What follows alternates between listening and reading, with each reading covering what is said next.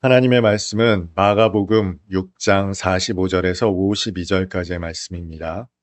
예수께서 즉시 제자들을 재촉하사 자기가 무리를 보내는 동안에 배 타고 앞서 건너편 벳세다로 가게 하시고 무리를 작별하신 후에 기도하러 산으로 가시니라. 저물매 배는 바다 가운데 있고 예수께서는 홀로 무태에 계시다가 바람이 거스름으로 제자들이 힘겹게 노 젓는 것을 보시고 밤 사경쯤에 바다 위로 걸어서 그들에게 오사 지나가려고 하시매 제자들이 그가 바다 위로 걸어오심을 보고 유령인가 하여 소리 지르니 그들이 다 예수를 보고 놀람이라. 이에 예수께서 곧 그들에게 말씀하여 이르시되 안심하라 내니 두려워하지 말라 하시고 배에 올라 그들에게 가시니 바람이 그치는지라. 제자들이 마음에 심히 놀라니 이는 그들이 그 떡 떼시던 일을 깨닫지 못하고 도리어 그 마음이 둔하여졌음이로라. 아멘. 인간에게는 감정이 있습니다. 동물들도 감정이 있는 것 같아요. 우시장에 소를 내다 파려고 할 때 소가 우는 모습 보신 일이 있으실 겁니다. 직접 보지는 못했어도 영상으로라도 보신 일이 있을 거예요. 그렇다면 하나님은 어떠실까요? 하나님에게도 감정이 있으실까요? 인간은 하나님의 형상을 따라 지음을 받았죠.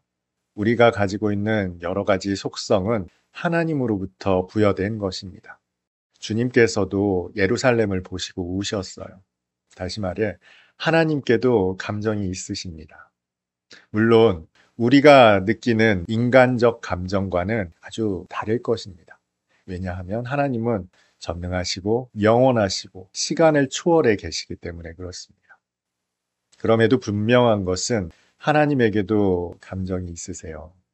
여러분, 하나님의 감정이 어떤 것일까요? 가늠이 되십니까? 그 가운데 하나님이 고독을 아실까, 고독을 느끼실까 하는 생각이 들어요. 하나님은 천지와 만물 뿐만 아니라 온 우주를 창조하신 하나님이시잖아요. 시간 전에도 계셨습니다. 물론 여기서 말하는 전이라는 게 의미가 없습니다만 시간을 창조하신 하나님, 우주보다 크신 하나님, 그 하나님에게 고독이라는 것이 있을까? 여러분은 어떻게 생각하세요? 오늘 본문의 말씀이 이에 대한 시사점을 우리에게 줍니다. 여러분 혹시 상상해 보셨습니까? 오병이어가 일어나는 그 현장이 어땠을지. 영화를 통해서 보신 분들도 계실 거예요. 물론 그것은 감독이 해석해낸 영상입니다. 얼마나 풍족합니까? 풍요로움과 넉넉함 그 자체입니다. 줄였던 사람들에게 떡이 나눠지고 또 물고기가 전달됩니다. 넉넉하게 아주 배부르게 먹을 만큼 풍성한 식탁이 마련됐어요. 그리고도 남은 것이 12강주리에 이르렀습니다. 50명씩 100명씩 둘러앉아 물고기와 떡을 나눠받고 풍족하게 먹는 그 식탁의 현장.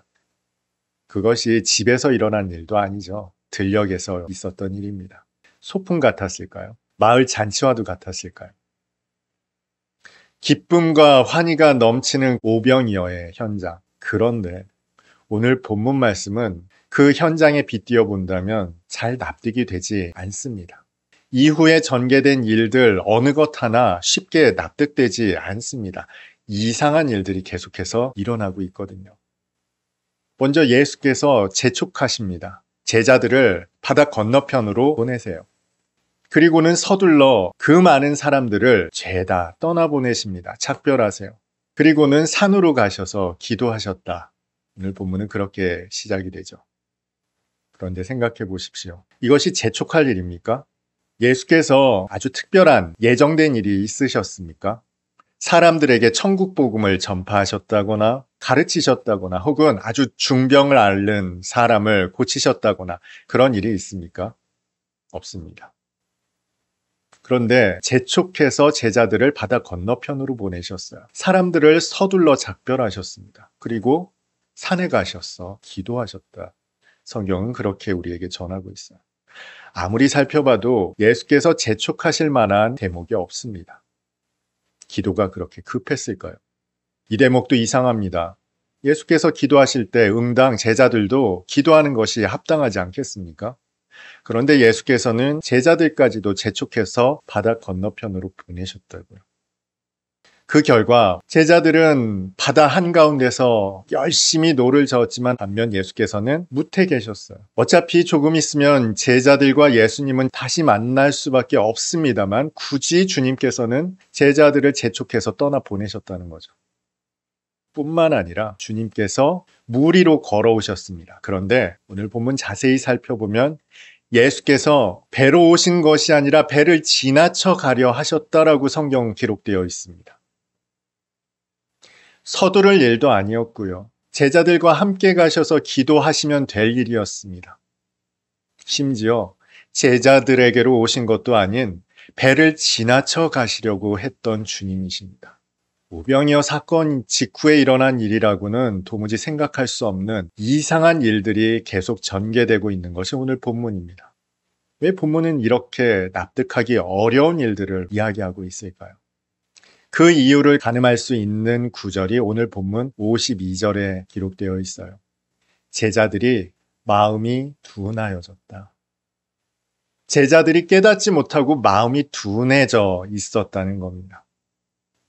오늘 본문은 아니지만 요한복음 6장에는 예수께서 서둘러 사람들을 돌려보내신 이유도 기록되어 있습니다. 사람들이 억지로 예수님을 데려다가 임금 삼으려는 줄을 아셨다라고 기록되어 있어요. 그래서 예수님은 급하게 사람들을 흩어보내셨고 제자들마저도 떠나보내셨습니다. 이런 이유를 듣고 나니 당시 분위기를 조금은 짐작할 수 있을 것 같습니다. 그리고 눈에 들어오는 오늘 본문의 한 단어가 있죠. 47절에 홀로입니다. 예수께서 홀로 계시고자 하셨어요. 당시 상황이 어떠했는지를 짐작할 수 있는 사건이 구약에 나타나 있어요. 민수기 11장입니다. 출애굽한 이스라엘 백성들이 광야를 걷습니다. 얼마나 지났는지 가져온 것도 다 떨어지고 배가 고팠어요. 줄인 이스라엘에게 하나님께서 만나를 주시죠. 그런데 많이 거둔 자도 적게 거둔 자도 부족함이 없게 하셨던 이 꿀 섞은 과자와 같은 만나, 이 만나가 슬슬 지겨워지기 시작한 이스라엘입니다. 어느 정도였냐면요. 이스라엘 백성들이 울기 시작했어요.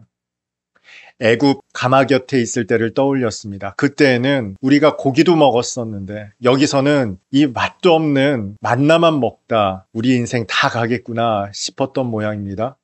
장막의 문 앞에서 울었다라고 기록하고 있어요. 고기 먹던 애굽 시절을 그리워하면서 우는 이스라엘, 얼마나 꼴보기 싫습니까?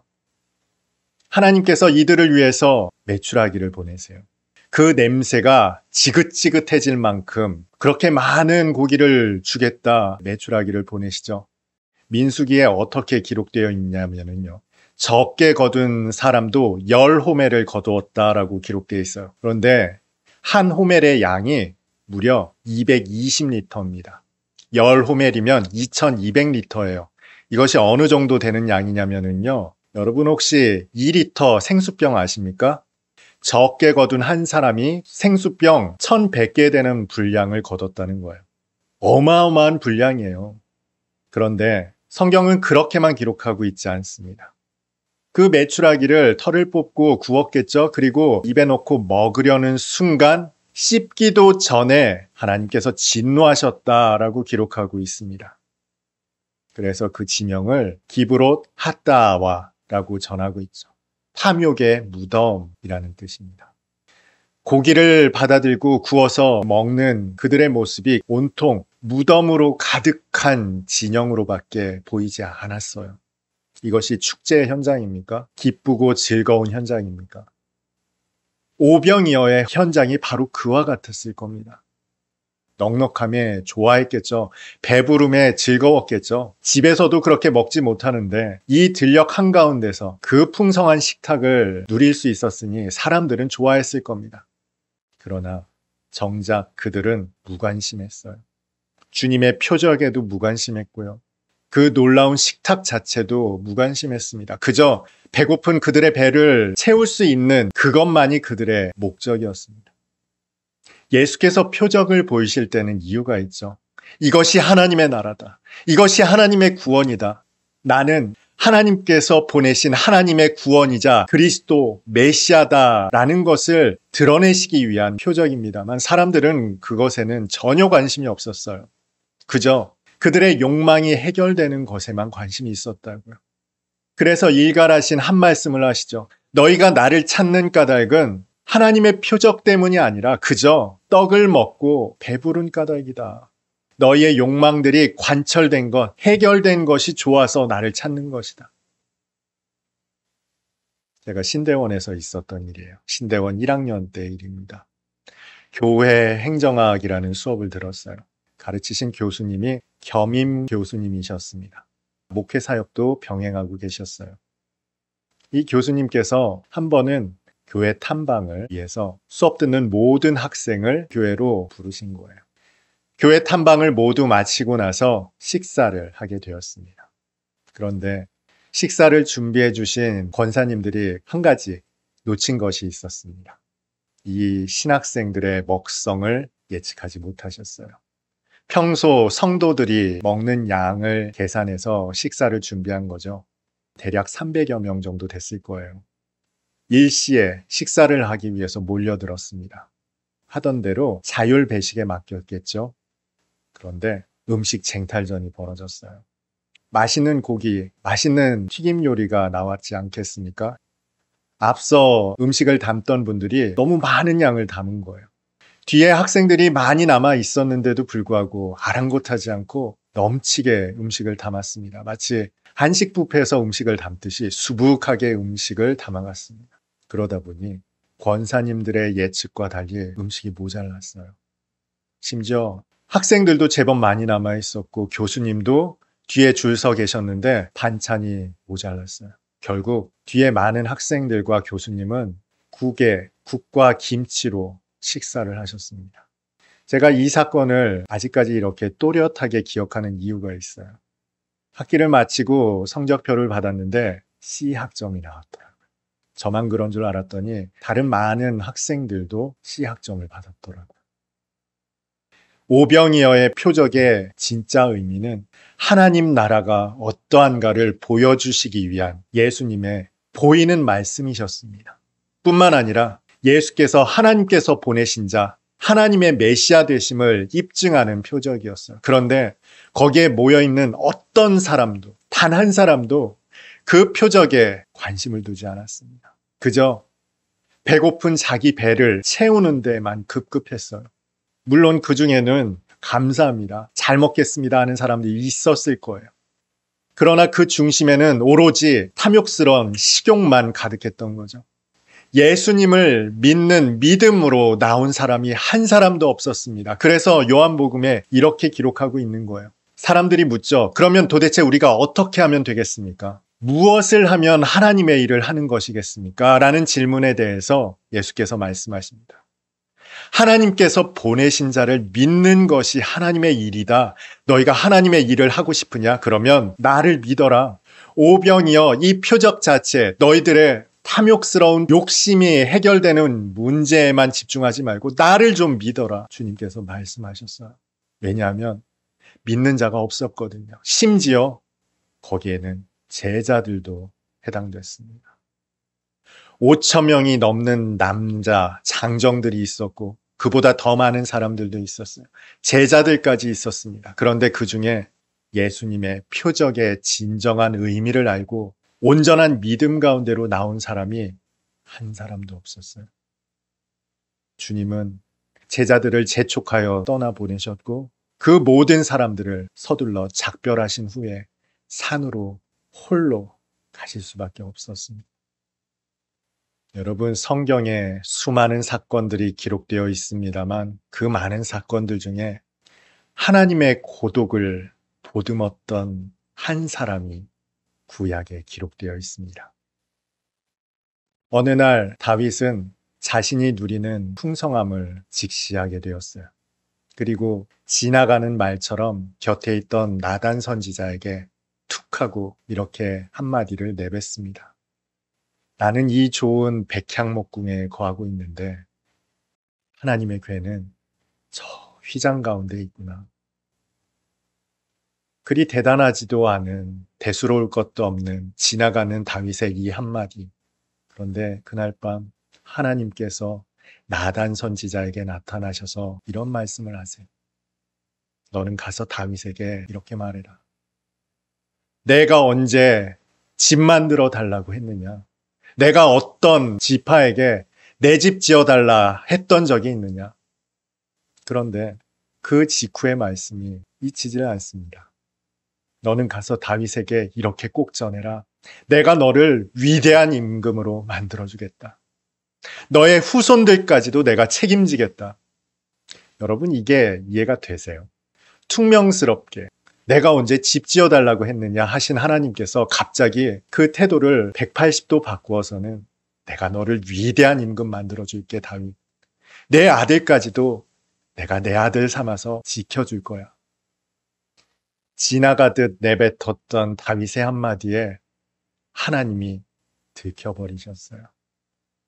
영원하신 하나님이, 전능하신 하나님이, 충만하신 하나님이 어린아이 같은 그 다윗의 한마디, 지나가는 한마디에 당신의 고독을 들켜버리고 마셨습니다. 그 고사리 같은 손으로 영원하신, 전능하신, 충만하신 하나님의 고독을 보듬는 그 순간 하나님은 다윗을 영원한 당신의 종, 영원한 당신의 이스라엘의 임금으로 삼으셨습니다. 그 하나님의 말씀을 전해 들은 다윗이 하나님 앞으로 달려가죠. 그리고는 어린아이처럼 철푸덕 주저앉아 하나님께 기도합니다. 하나님, 제가 뭐라고 저 같은 사람을 이렇게 하십니까? 오늘 예배드린 여러분이 다윗과 같았으면 좋겠습니다.